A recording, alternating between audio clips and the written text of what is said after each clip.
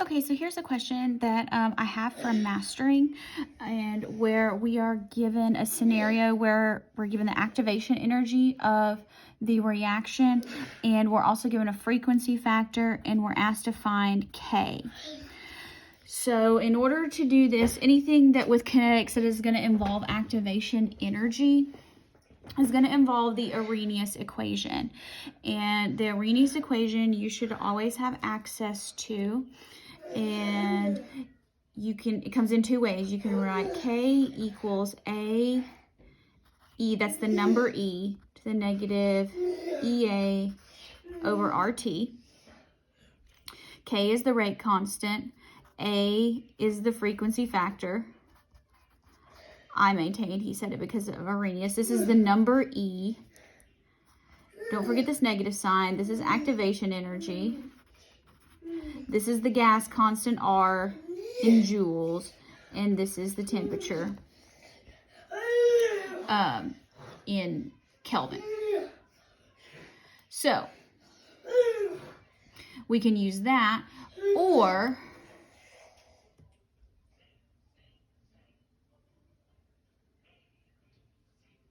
we can use,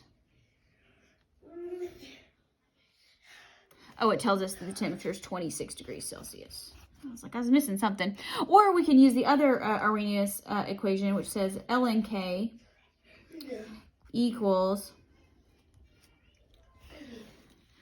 negative E sub A over RT, I believe it's plus, make sure I do this right. Yeah, plus natural log A, trying to get my logarithms there.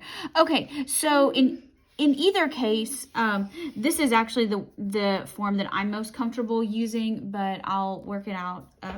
But since it's asking for K, it's probably easier to do it this way. I tend to work it out better with units in the linear form. Is my personal preference. Plus it works out like a first order rate law, integrated rate law fairly well. But using either one of these equations, you will get the same answer. Now, units are going to matter here. So let me just use this first equation. We're just going to plug and chug. So K equals frequency factor 1.5 times 10 to the 11 per second. Okay, times, that's itself, E to all of this. So there's a negative.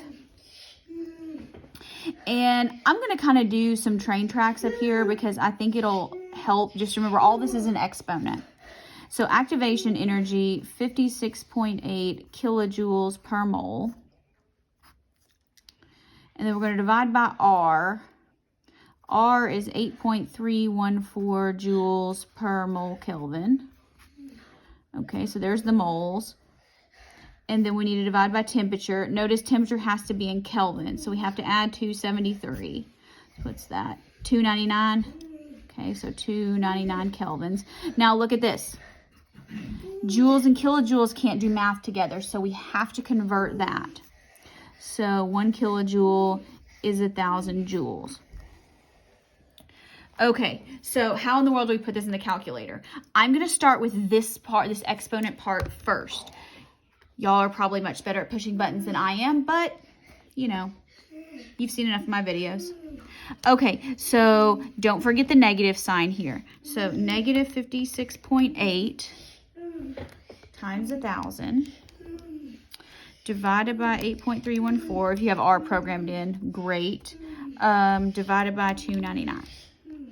Okay, so there's that. Now we need to take E to this power. I've already included the negative, so let's raise E to that power. And then we need to multiply all of this. So we just figured out what all that is. Now we need to multiply that by this frequency factor here, which that's 10 to the 11th. So let's multiply by 1.5, 10 to the 11th. And we get 17.9, and let's round that to 18.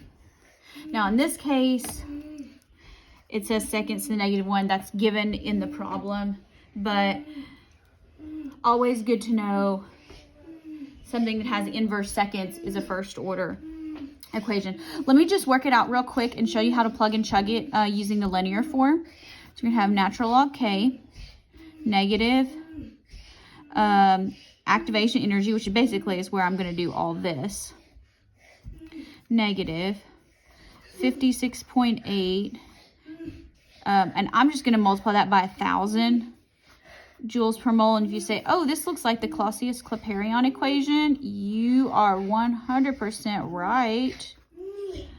And then we need to divide by 299 Kelvin. So make sure you convert that to Kelvin. Plus natural log of 1.5 10 to the 11th. Now this is where units can get kind of weird.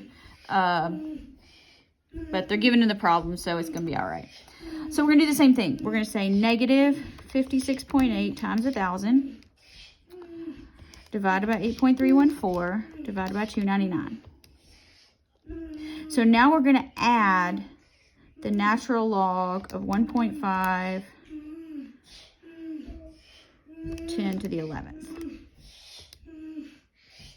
Okay, and so that gives us a number. That gives us natural log K is 2.884. Now to undo a natural log, you take e to this number, 2.884.